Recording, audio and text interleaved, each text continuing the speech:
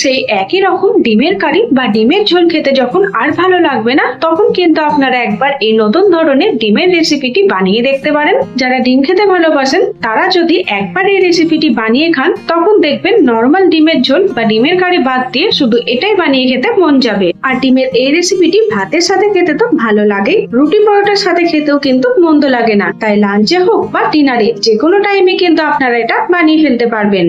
তো চলুন বেশি দেরি না করে ঝটপট ডিমের রেসিপিটি দেখে নেওয়া যাক। আর আমার ভিডিও যদি আপনাদের ভালো লেগে থাকে তাহলে অবশ্যই আমার চ্যানেলটি সাবস্ক্রাইব করে আমার পাশে থাকবেন। আমি দুদিন অন্তর নতুন নতুন রান্নার ভিডিও আমার চ্যানেলে পোস্ট করে থাকি। ডিমের রেসিপিটা বানাবার জন্য প্রথমে আমি ডিমগুলো সেদ্ধ করে নেব। তার জন্য একটা সসপ্যানের মধ্যে দিয়ে দিলাম প্রায় 2 কাপ মতো জল। জলটা যখন ফুটে আসবে তখন এর মধ্যে দিয়ে দেব অল্প একটু পরিমাণে নুন। আর এক এক করে ডিমগুলো আমি খুব হালকা হাতে এই জলের মধ্যে দিয়ে দিচ্ছি। অনেক সময় দেখবেন ডিমগুলো সেদ্ধ করার সময় ফেটে যায়, তাই এইভাবে যদি ডিম সেদ্ধ করার আগে জলের মধ্যে অল্প একটু পরিমাণে নুন দিয়ে দেওয়া হয় তাহলে দেখবেন একটা ডিমও কোনোভাবেই ফেটে যাবে না। এখন প্রায় 8 থেকে 10 মিনিটের জন্য ডিমগুলো আমি সেদ্ধ করে নেব। প্রায় 10 মিনিট পর ডিমগুলো কিন্তু খুব ভালোভাবে সেদ্ধ হয়ে গেছে। আর এখানে দেখুন একটা ডিমও কিন্তু ফেটে যায়নি। এবারে ডিমগুলো আমি গরম জল থেকে তুলে ঠান্ডা জলের মধ্যে 10 মিনিটের জন্য রেখে দেব, যাতে ডিমগুলো খুব ভালোভাবে ঠান্ডা হয়ে যায় আর ছাড়াবার সময় গরম না লাগে। যতক্ষণে এই ডিমগুলো ঠান্ডা হচ্ছে ততক্ষণে ডিমের রেসিপিতে দেওয়ার জন্য মশলাটা আমরা তৈরি করে নেব। তার জন্য একটা কড়াইয়ের মধ্যে দিয়েছি মাত্র 1/2 চামচ মতো তেল। এখন এর মধ্যে দিয়ে দিলাম পেঁয়াজ কুচি, অল্প একটু পরিমাণে আদা রসুন আর প্রায় 4 থেকে 5টা মতো কাজু। এখানে আমি একটা মিডিয়াম সাইজের পেঁয়াজ একটু পাতলা ভাবে কেটে নিয়েছি। প্রায় 1 মিনিটের জন্য খুব ভালোভাবে নেড়েচেড়ে ভেজে নেব। এগুলো যখন প্রায় 1 মিনিটের জন্য ভাজা হয়ে যাবে তখন এর মধ্যে দিয়ে দেব ধনে পাতার মোটা ডাঁটিগুলো। এই ধনে পাতা ডাঁটিটা দিয়েও আমি ভালোভাবে নেড়েচেড়ে ভেজে নিচ্ছি। দেখুন মশলাটা এখানে হালকা করে ভাজা হয়ে গেছে আর প্রায় 5 মিনিটের জন্য ঠান্ডা করে নেব। আর এদিকে দেখুন ডিমগুলো কিন্তু খুব ভালোভাবে ঠান্ডা হয়ে গেছে। এখন এক এক করে ডিমের খোলাগুলো আমি ছাড়িয়ে নিচ্ছি। গরম জল থেকে তুলে 10 মিনিটের জন্য যদি ঠান্ডা জলের মধ্যে ডুবিয়ে রাখা হয় তাহলে দেখবেন ডিমের খোলাগুলো খুব সহজভাবে ছেড়ে যাচ্ছে। যারা ডিম খেতে খুবই ভালোবাসেন তারা একঘেয়েমি ডিমের রেসিপি বাদ দিয়ে একবার কিন্তু এই রেসিপিটি বানিয়ে দেখতে পারেন। রুটি পরোটা ভাত সবের সাথে খেতে কিন্তু দুর্দান্ত লাগে। দেখুন এখানে সব ডিমগুলোই কিন্তু আমি এক এক করে ছাড়িয়ে নিয়েছি। এখন একটা ছুরির সাহায্যে এই ডিমগুলোর ওপর হালকা করে কেটে নিচ্ছি। তবে খুব বেশি পরিমাণে কিন্তু কেটে দেবেন না, তাহলে ভাজার সময় বা গ্রেভিতে দেওয়ার সময় ডিমগুলো কিন্তু ভেঙে যেতে পারে। এইভাবেই আমি সবকটা ডিম খুব হালকা করে কেটে নেব। এখন ডিমগুলো ভাজার জন্য একটা কড়াইয়ের মধ্যে আমি দিয়েছি 2 চামচ মতো সাদা তেল। তেলটা যখন খুব ভালোভাবে গরম হয়ে আসবে তখন এক এক করে ডিমগুলো আমি তেলের মধ্যে দিয়ে দেব। ভালো খাবার মানে যে সব সময় মাছ বা মাংস খেতে হবে এমন কিন্তু নয়। ডিমের রেসিপিটাও যদি একটু অন্যভাবে রান্না করা হয় তাহলে খেতে কিন্তু দুর্দান্ত লাগে। আপনারা যারা এখনো অবধি বানিয়ে দেখেননি তারা কিন্তু অবশ্যই একবার এইভাবে ডিমের রেসিপিটি বানিয়ে দেখতে পারেন। ডিমগুলো তেলের মধ্যে 2-4 বার নেড়ে চেড়ে নিয়ে এর মধ্যে দিয়ে দেব নুন, হলুদ গুঁড়ো আর অল্প একটু পরিমাণে কাশ্মীরি লঙ্কার গুঁড়ো। এই মশলা দিয়ে ডিমটা যদি ভাজা হয় তাহলে ডিমের মধ্যে দেখবেন মশলাটা খুব ভালোভাবে ঢুকে যাবে। মশলাটা দেওয়ার পর আরো 1 মিনিটের জন্য ডিমগুলো আমি ভেজে নিয়েছি। দেখুন এখানে সব ডিমগুলোই কিন্তু ভাজা হয়ে গেছে। এক এক করে ডিমগুলো তুলে আলাদা জায়গার মধ্যে আমি রেখে দিচ্ছি। মশলার পেস্ট বানাবার জন্য আমি এখানে মিক্সার জার নিয়েছি।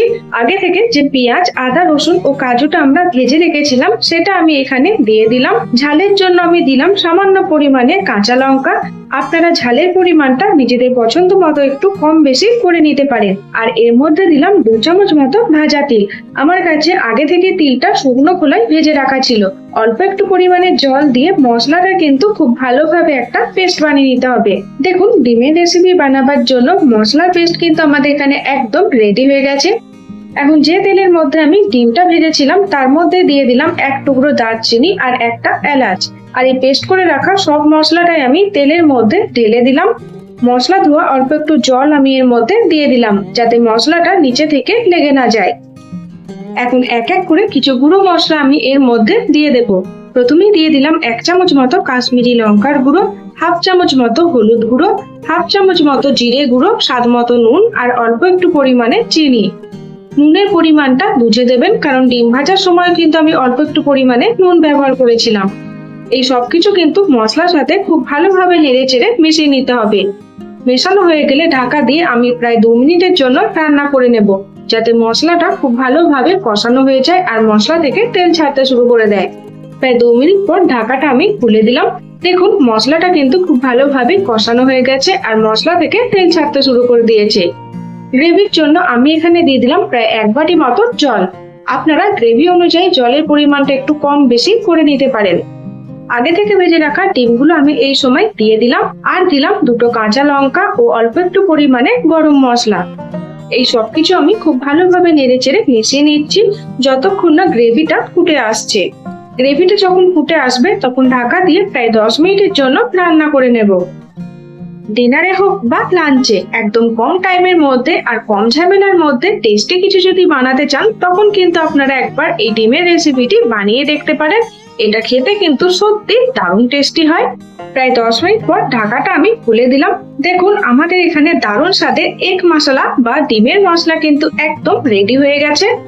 গ্যাসের ফ্লেমটা বন্ধ করে দেওয়ার পর এর উপর থেকে ছড়িয়ে দিলাম অল্প একটু পরিমাণে ধনেপাতা কুচি। এখন ধনেপাতা কুচিটা আমি ডিমের সাথে খুব ভালোভাবে মিশিয়ে নিচ্ছি। দেখলেন তো কত কম টাইম আর কম ঝামেলার মধ্যে দারুণ সুস্বাদু একটা ডিমের রেসিপি তৈরি হয়ে গেল। এখন এই গরম গরম এগ মশলা বা ডিমের মশলাটা আমি প্লেটের মধ্যে পরিবেশন করে নিচ্ছি। লাঞ্চে ভাতের সাথে খাওয়ার জন্য আমি এই এগ মশলাটা বানিয়েছিলাম। আপনারা ডিনার হোক বা লাঞ্চ যে কোনো টাইমে কিন্তু এটা বানিয়ে নিতে পারেন। এই নতুন ধরনের ডিমের রেসিপিটি যদি একবার বানানো শিখে যান, তখন কিন্তু আর প্রত্যেকদিন ওই একঘেয়েমি ডিমের ঝোল বা ডিমের কারি রান্না করে খেতে হবে না। এই একটা মাত্র রেসিপি থাকলেই দেখবেন ডিনার বা লাঞ্চ একদম জমে যাচ্ছে। তো আমার এই দারুণ স্বাদের এগ মশলা বা ডিমের মশলার রেসিপি আপনাদের কেমন লাগলো কমেন্ট বক্সে জানাতে ভুলবেন না। আর আমার ভিডিও যদি আপনাদের ভালো লেগে থাকে তাহলে অবশ্যই আমার চ্যানেলটি সাবস্ক্রাইব করে আমার পাশে থাকবেন।